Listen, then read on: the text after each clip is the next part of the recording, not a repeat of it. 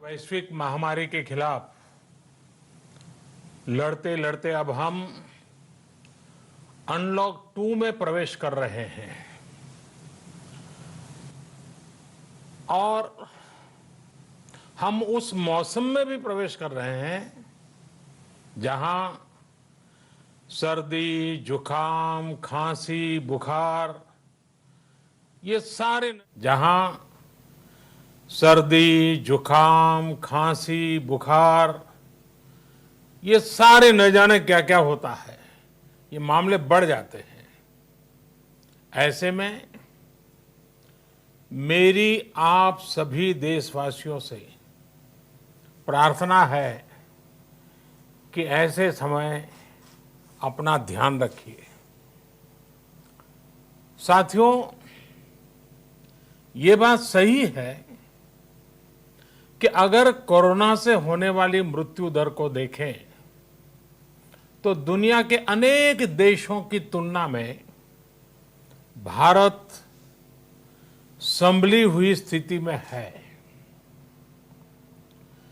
समय पर किए गए लॉकडाउन और अन्य फैसलों ने भारत में लाखों लोगों का जीवन बचाया है, लेकिन हम ये भी देख रहे हैं कि जब से देश में अनलॉक 1 हुआ है, व्यक्तिगत और सामाजिक व्यवहार में लापरवाही जरा बढ़ती ही चली जा रही है। पहले हम मास्क को लेकर, 2 गज की दूरी को लेकर 20 सेकंड तक दिन में कई बार हाथ धोने को लेकर बहुत सतर्क थे, लेकिन आज जब हमें ज्यादा सतर्कता की जरूरत है तो लापरवाही बढ़ना बहुत ही चिंता का कारण है। साथियों, लॉकडाउन के दौरान बहुत गंभीरता से नियमों का पालन किया गया था। अब सरकारों को, स्थानीय निकाय की संस्थाओं को, देश के नागरिकों को फिर से उसी तरह की सतर्कता दिखाने की जरूरत है। विशेषकर कंटेनमेंट जोन्स, उस पर तो हमें बहुत ध्यान देना होगा। जो भी लोग नियमों का पालन नहीं कर रहे हैं, हमें उन्हें टोकना होगा, रोकना होगा और समझाना भी होगा। अभी आपने खबरों में देखा होगा, एक देश के प्रधानमंत्री पर 13,000 रुपये का जुर्माना इसलिए लग गया क्योंकि वो सार्वजनिक स्थल पर मास्क पहने बिना गए थे। भारत में भी स्थानीय प्रशासन को इसी चुस्ती से काम करना चाहिए। ये 130 करोड़ देशवासियों के जीवन की रक्षा करने का अभियान है। भारत में गांव का प्रधान हो या देश का प्रधानमंत्री, कोई भी नियमों से ऊपर नहीं है। साथियों, लॉकडाउन के दौरान देश की सर्वोच्च प्राथमिकता रही ऐसी स्थिति न आए कि किसी गरीब के घर में चूल्हा न जले।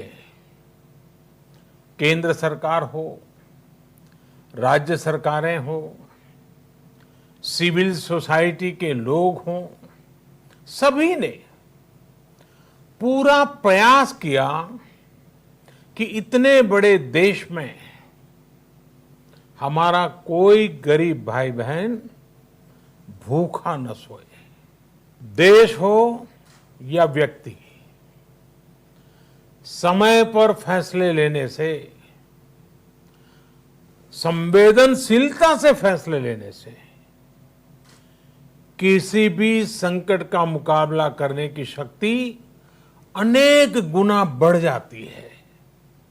इसलिए लॉकडाउन होते ही सरकार प्रधानमंत्री गरीब कल्याण योजना लेकर आई।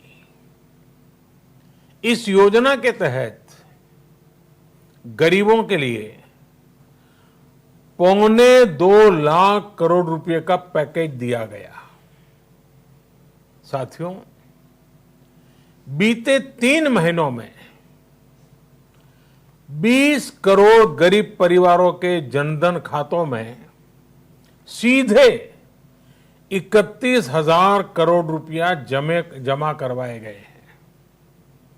इस दौरान 9 करोड़ से अधिक किसानों के बैंक खातों में 18,000 करोड़ रुपए जमा हुए हैं।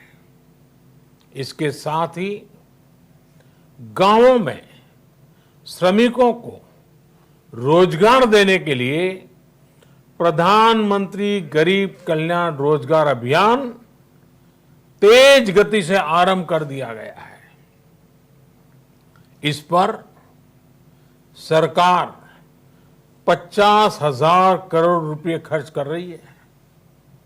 लेकिन साथियों, एक और बड़ी बात है जिसने दुनिया को भी हैरान किया है, आश्चर्य में डुबो दिया है।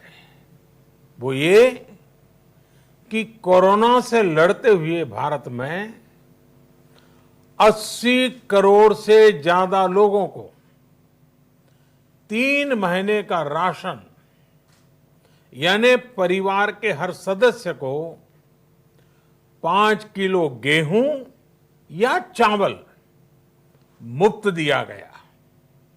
इसके अतिरिक्त प्रति परिवार हर महीने 1 किलो दाल भी मुफ्त दी गई। यानी एक तरह से देखें तो अमेरिका की कुल जनसंख्या से 2.5 गुना अधिक लोगों को, ब्रिटेन की जनसंख्या से 12 गुना अधिक लोगों को और यूरोपियन यूनियन की आबादी से लगभग 2 गुने से ज्यादा लोगों को हमारी सरकार ने मुफ्त अनाज दिया है। साथियों, आज मैं इसी से जुड़ी एक महत्वपूर्ण घोषणा करने जा रहा हूं। साथियों, हमारे यहां वर्षा ऋतु के दौरान और उसके बाद मुख्य तौर पर कृषि क्षेत्र में, एग्रीकल्चर सेक्टर में ही ज्यादा काम होता है। अन्य दूसरे सेक्टरों में थोड़ी सुस्ती रहती है। जुलाई से धीरे धीरे त्योहारों का भी माहौल बनने लगता है। अब आप देखिए, अभी 5 जुलाई को गुरु पूर्णिमा है, फिर सावन शुरू हो रहा है, फिर 15 अगस्त आएगी, रक्षाबंधन आएगा, कृष्णा जन्माष्टमी आएगी, गणेश चतुर्थी आएगी, ओणम होगा और आगे जाएं तो काटी बिहू है, नवरात्रि है, दुर्गा पूजा है, दशहरा है, दीपावली है, छठी मैया की पूजा है। त्योहारों का ये समय जरूरतें भी बढ़ाता है, खर्च भी बढ़ाता है। इन सभी बातों को ध्यान में रखते हुए ये फैसला लिया गया है कि प्रधानमंत्री गरीब कल्याण अन्न योजना का विस्तार अब दिवाली और छठ पूजा तक, यानी नवंबर महीने के आखिर तक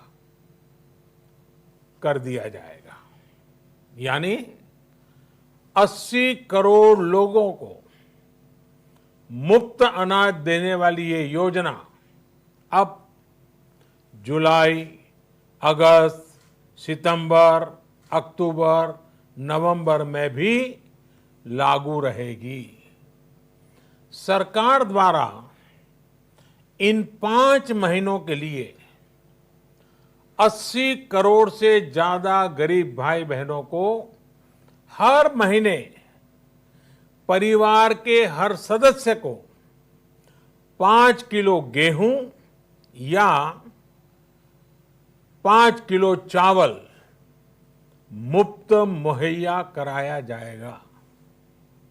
और साथ ही प्रत्येक परिवार को हर महीने 1 किलो चना भी मुफ्त दिया जाएगा। साथियों, प्रधानमंत्री गरीब कल्याण अन्न योजना के इस विस्तार में 90,000 करोड़ रुपए से ज्यादा खर्च होंगे। और अगर इसमें पिछले 3 महीने का खर्च भी जोड़ दें तो ये करीब करीब 1.5 लाख करोड़ रुपया हो जाता है। अब पूरे भारत के लिए हमने एक सपना देखा है। कई राज्यों ने तो बहुत अच्छा काम भी किया है। बाकी राज्यों पर भी हम आग्रह कर रहे हैं कि इसको काम को आगे बढ़ाएं। और काम क्या है? अब पूरे भारत के लिए एक राशन कार्ड की व्यवस्था भी हो रही है। यानी एक राष्ट्र एक ration card, 1 nation 1 ration card. इसका सबसे बड़ा लाभ उन गरीब साथियों को मिलेगा जो रोजगार या दूसरी आवश्यकताओं के लिए अपना गांव छोड़ करके कहीं और जाते हैं, किसी और राज्य में जाते हैं। साथियों, आज गरीब को, जरूरतमंद को सरकार अगर मुफ्त अनाज दे पा रही है तो इसका श्रेय प्रमुख रूप से 2 वर्गों को जाता है। पहला, हमारे देश के मेहनती किसान, हमारे अन्नदाता। और दूसरा, हमारे देश के ईमानदार टैक्स पेयर। आपका परिश्रम, आपका समर्पण ही जिसकी वजह से देश ये मदद कर पा रहा है। आपने देश का अन्न भंडार भरा है, इसलिए आज गरीब का, श्रमिक का चूल्हा जल रहा है। आपने ईमानदारी से टैक्स भरा है, अपना दायित्व निभाया है, इसलिए आज देश का गरीब इतने बड़े संकट से मुकाबला कर पा रहा है। मैं आज हर गरीब के साथ ही देश के हर किसान, हर टैक्स पेयर का हृदय से बहुत बहुत अभिनंदन करता हूं, उन्हें नमन करता हूं। साथियों, आने वाले समय में